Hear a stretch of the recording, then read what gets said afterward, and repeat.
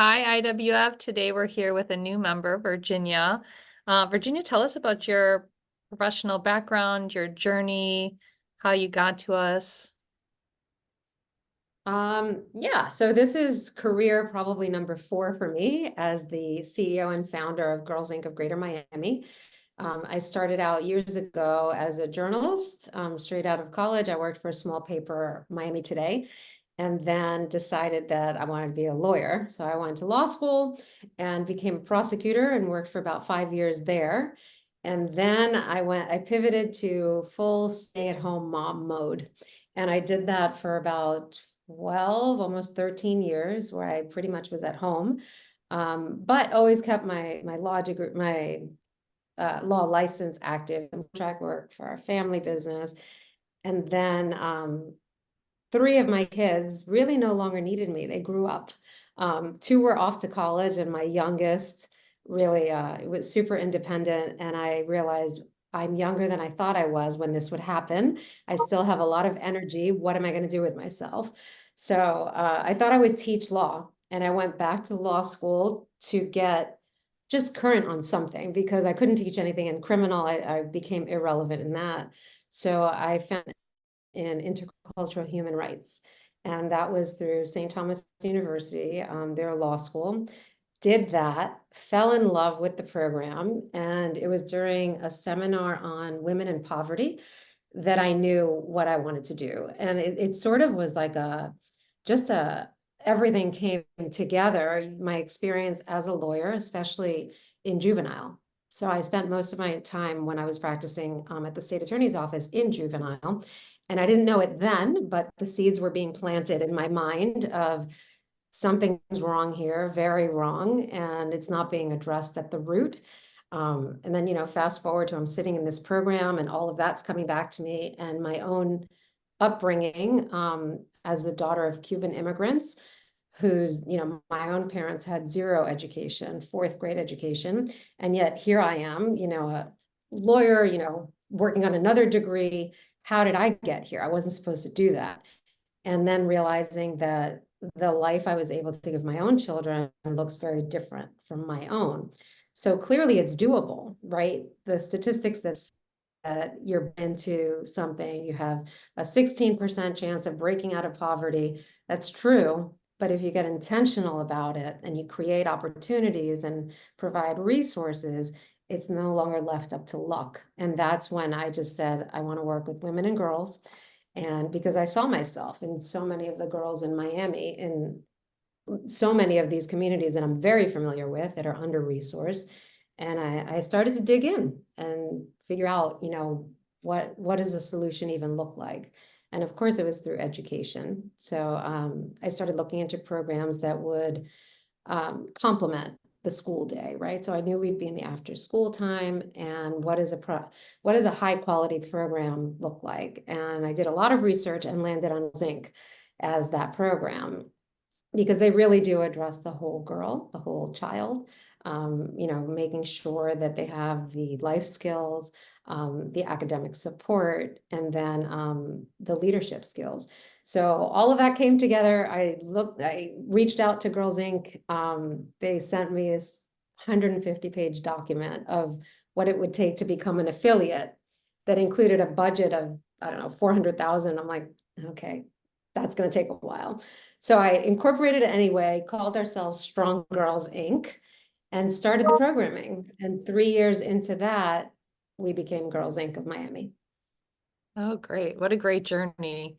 And what year then did you start Stronger Girls Inc. and then 2017, we okay. officially incorporated as a nonprofit, filed my 501c3, and yeah, we became Girls Inc. of Greater Miami in 2017. And in 2018, we launched first program. So we did a fundraiser in 2017, looking ahead, right? So I always knew I'm not going to promise a program that I can't fully fund for at least 1 year. So I did a friends and family fundraiser in my backyard. I'd never asked friends and family for a favor or money, much less. But this was easy. It was an easy ask. It was something that I wasn't even thinking of discomfort. It made so much sense to me. I said, okay, it's so clear that you want to invest in this. Let me just tell you why. And then I did, and they did, and they were amazing. So we Yeah. raised enough to fund one program for 1 year for 30 girls. And that was at Beacon College Prep in Opelika, which is the Title I charter. And that program was fantastic. By the spring, we won the United Way Inspire Grand Innovator Award, which gave us enough to fund a second school. And then we continued fundraising. We landed, foundation grants here, because that's how these things are when you're running a nonprofit. You're doing everything at the same time. But yeah, we were able to sustain and grow little by little, carefully. And then, yeah, by the time we became Girls Inc., that gave us really the credibility, the stability of being part of a much larger network of girl serving organizations. So yeah, we're excited for where we are right now. So tell us what services you're providing and how many students you're serving.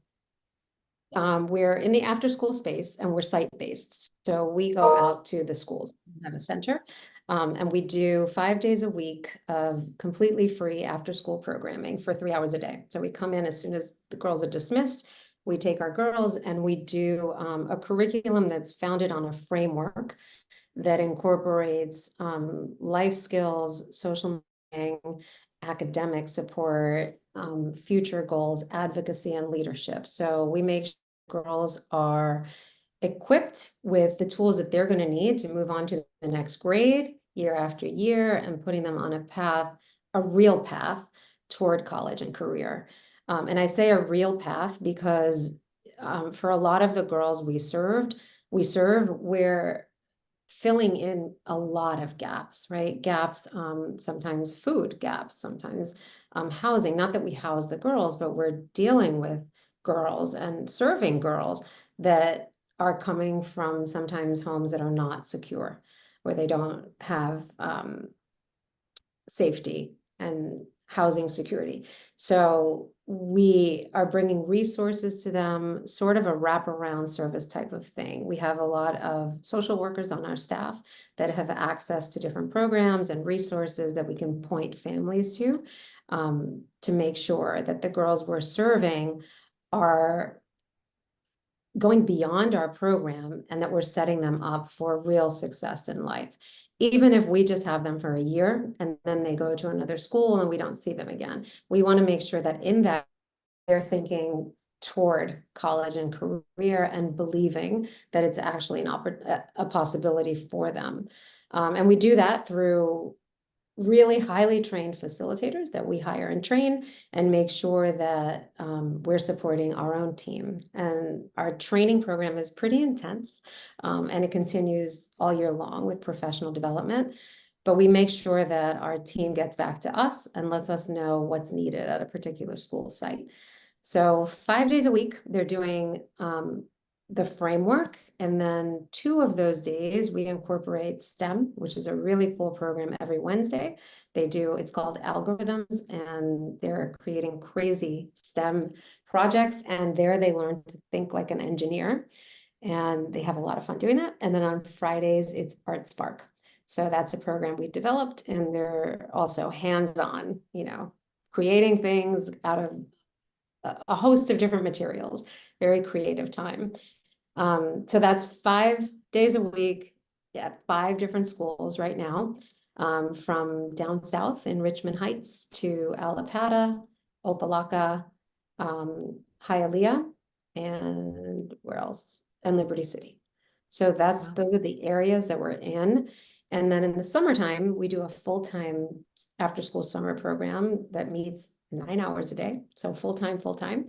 And we also collaborate with 2 other organizations, the Overtown Youth Center. We have a program with them, and First Serve Tennis, which is a nonprofit tennis program that meets in, and we take girls 3 days a week and do our life skills program with them.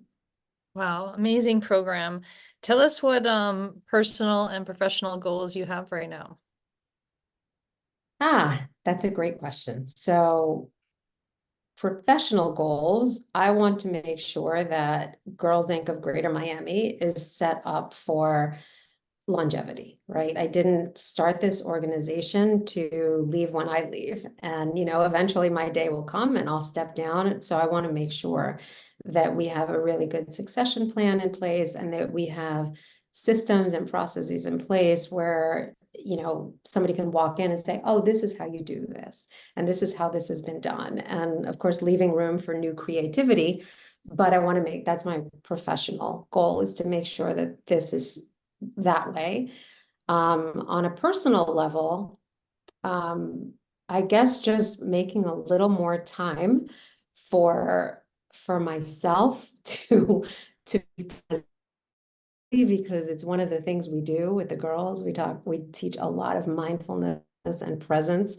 But I find that right now I'm being pulled in a lot of different directions. So I'm trying to figure out what I can possibly not take off my plate, but push back further on my plate so that I'm actually really present when I'm in something. Well, it's a lifelong practice. That's why they call it practice, right? It's a Um, practice. Tell us what's the best advice you've ever received. Best advice I ever received, and I actually received a few times, was get out of your own way. Mm.